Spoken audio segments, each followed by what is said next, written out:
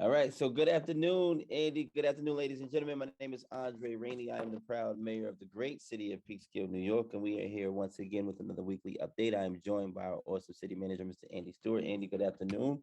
Hey, great to see you, Mayor. Likewise, and always. Today is what is today's date? Today is Tuesday, October 13th, I believe it No, is. it's the fifth. You jumped a week there. It's the fifth. Uh, Tuesday, October 5th. Not so fast. 2021. I don't know, for some reason I want time to go by fast. 2021. And we are here to give you an update as we do every week, just on the progress of COVID in the city of Peekskill and how the city of Peekskill is handling it. And we've also added the percentages of vaccinations that the city of Peekskill is giving out, as well as some other information that's happening in the city of Peekskill. So without further ado, we'll do as we always do and start with COVID. And I'll turn it over to Andy. Just give me one second. I'm dropping our usual comment into the thing. Okay. Yeah. So our COVID numbers are sort of trending a little lower over the last couple of weeks for active cases, which is great. A week or so ago, we had 74. Now we're down to 47, according to the Westchester County's COVID data portal.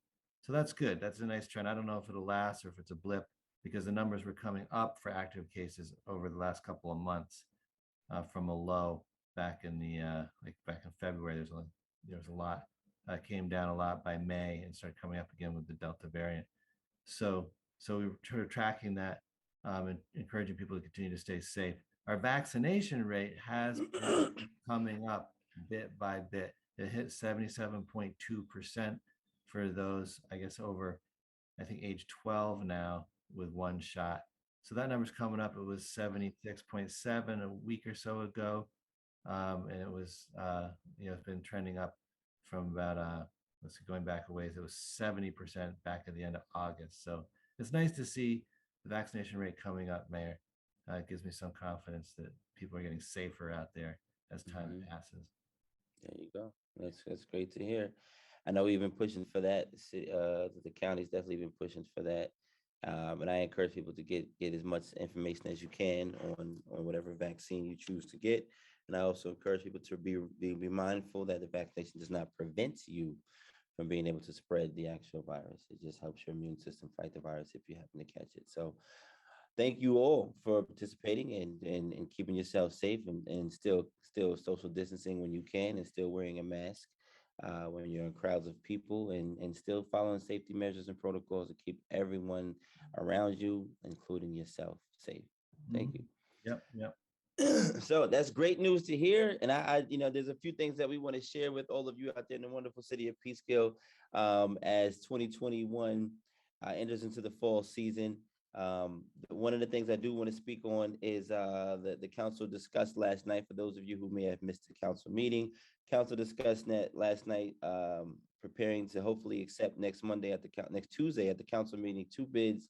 One bid to accept the bid to revitalize the roof at the neighborhood center in the library, as well as a bid for the roof at the Paramount Theater, the front roof replacement of the Paramount Theater. So I know a lot of you know how vital the library is and how vital the Paramount Theater is in the city of Peekskill. And these 2 bids are going to help start that process of revitalizing areas of the city of Peekskill that we really, really need. So we're looking forward to this. And when the council votes on this next week, we'll definitely share with the community the process step by step. And we can be thankful for what we've done, especially with our Paramount Theater and, again, our local library. Yeah, no, that's an investment that was really needed to happen because both roofs were leaking and damaging equipment and furniture and things inside those buildings. So it takes a lot of work to get those bids out, the technical specifications and so on. We appreciate the work that our DPW and finance and attorneys as well did getting those bids out. It's really important the city keep up with its facilities. We've had some real issues this past year. People remember the cooling and heating systems going on the blink in the neighborhood center, and we've had a lot of issues over at the Paramount building. So it's a constant project to keep on top of these old buildings and keep them in decent repair. So I'm happy to report we are getting a substantial amount of money through the community development block grant process to invest both in the neighborhood center and in the youth borough building, which people can see from the outside has some need for investment as well. Absolutely. Absolutely. So looking forward to that. Um, we also discussed the affordable housing ordinance last night with the council for everyone to see. And I believe the council is just about ready to push it over to the planning department and let them begin the process as well. We, as I mentioned before, we encourage members of the community to come out and be a part of these meetings, listen, learn, and express yourself, and get an idea of what the planning department does and how the process works, and let them hear your voices. Yeah, just a correction on that, Mayor. The council did refer the affordable housing ordinance over to the planning department. Last Monday, People right? can welcome to participate in that meeting and listen to the planning board's deliberations. They make comments back to the council. The council can consider those comments before it holds its own public hearing, and it ultimately decides on the exact wording of a adopted code for the city. So we're a little ways to go yet on that, but we will be talking about it again next week at the city council meeting to talk about some of the specifics discussed yesterday regarding the wording of the law as it pertains to the payment in lieu of program and creating an affordable housing fund. So we got a little ways to go on that one. There you go. And last but not least, on my end, Andy, I wanted to just let people know about the SAM grant for the crosswalks and the pedestrian signals. You brought up some great points yesterday. You could definitely elaborate a little bit more on that. Yeah, I But just we've been wanted to working say, with Senator Pete Harcum yeah, over the Senator course Harkin, of the last he's few years. So been yeah, he's been fabulous. phenomenal. He's really been fabulous. And working with his staff, we identified some really important community projects. One is the crosswalks. People notice that the crosswalks over on Bank Street and at the corner of Main and North Division, they're chipping and they get kind of cracked, turn into trip hazards and so on, because they're not as good quality as some of the crosswalks. If you go over towards where Brown Street comes into South Division, those crosswalks are what's called a stamped concrete, where it's actually a concrete bed that has the brickwork stamped onto it. Those things don't fall apart. They last a really, really long time. The ones on Main Street are falling apart and need to be upgraded. And this grant would help to pay for a series of new crosswalks there. In addition, we're looking at putting in for some improvements to a playground, specifically the Franklin playground. Carlton, can you send me Joe when he gets back, please? We got some sound back there. Franklin playground where those wood chips, the wood chips aren't the best and safest kind of flooring material underneath swing sets and sliding boards and so on. So for about $100,000, we can get that poured kind of a spongy stuff that you see in the more state-of-the-art playground, for example, down at the riverfront, where kids come off a slide and they land on that kind of spongy stuff. So those are the two major projects we're looking for. Working with stuff. that money. I'm not sure what I think they call it, poured in place or something like that. But it's basically it's the standard for a safe playground. The chips are not great. They tend to wash away and blow away and get kind of pushed out from under the swings and things like that, get into people's shoes and whatnot. So absolutely, it's a cool project. Absolutely. So we got some paperwork to do on that and kind of push it through. Mm-hmm. So for the people in the downtown, we also discussed the adopting the amendment for the local law for outdoor dining. We spoke last week at the council meeting about allowing heating. I think it was like heating systems outside during the fall, winter season. It gets so chilly, and restaurants. Restaurants are really developed using outdoor heaters, but it was prohibited in our sidewalk cafe law, so we just removed that prohibition. And looking forward to seeing that finished. All right, so that's all on my end, Andy. I know you had a few things on your side you wanted to share. Mayor, I have a few announcements I just want to make. First of all, tomorrow is our citywide paper cardboard pickup. Just a reminder to folks, it's your chance to get rid of that paper and cardboard and help out with the recycling. So please be mindful of that. I wanted to mention also, there's a couple of things going on. For example, we're going to start flushing out the fire hydrants, which needs to happen every year. And that's going to be It's really starting actually yesterday, going over the next month. And sometimes when we flush the hydrants, people will see some discoloration in their water. They should just run their cold water. If it doesn't run clean after a little while, if it's persistent, they should call the water department, and the number is listed on the Facebook page. So watch out for hydrant flushing. Another kind of infrastructure maintenance project going on right now is the paving, right?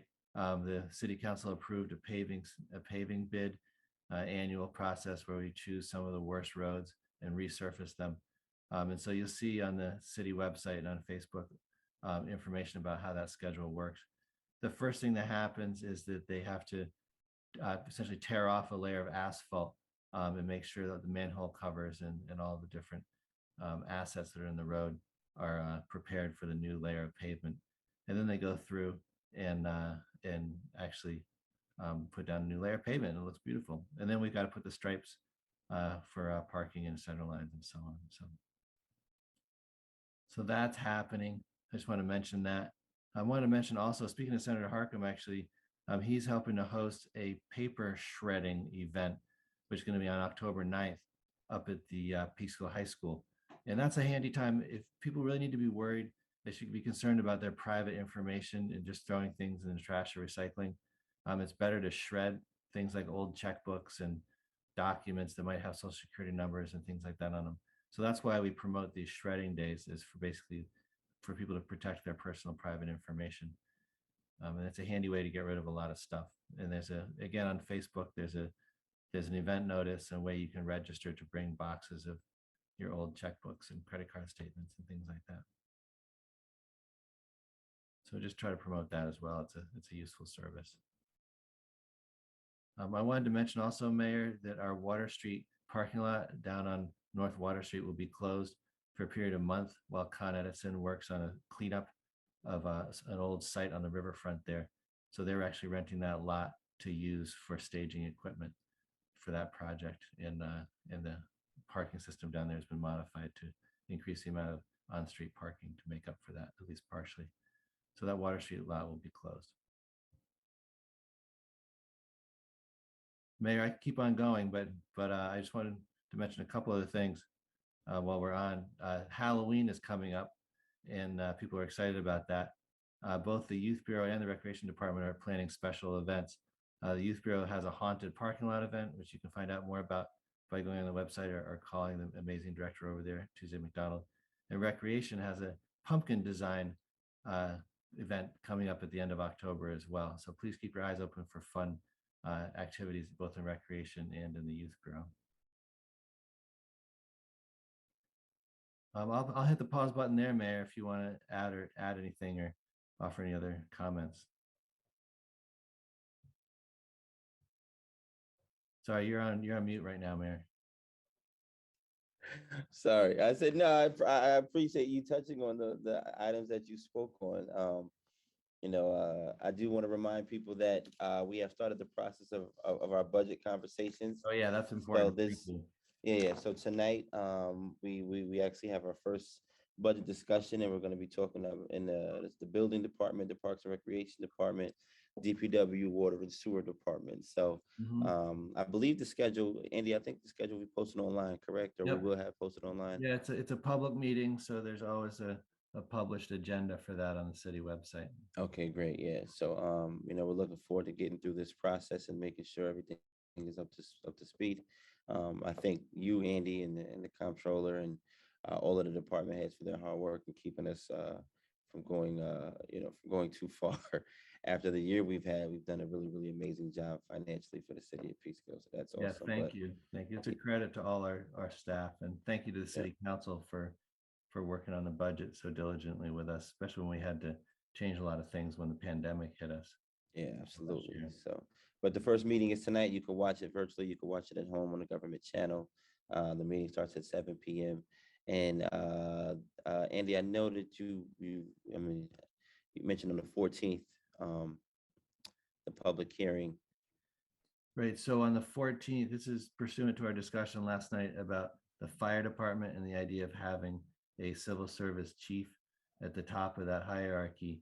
We're going to organize a special meeting of the city council on the 14th over at the firehouse to just talk about this topic. We'll have a presentation and be joined there by anybody interested in learning more about that policy proposal and making comments themselves about it.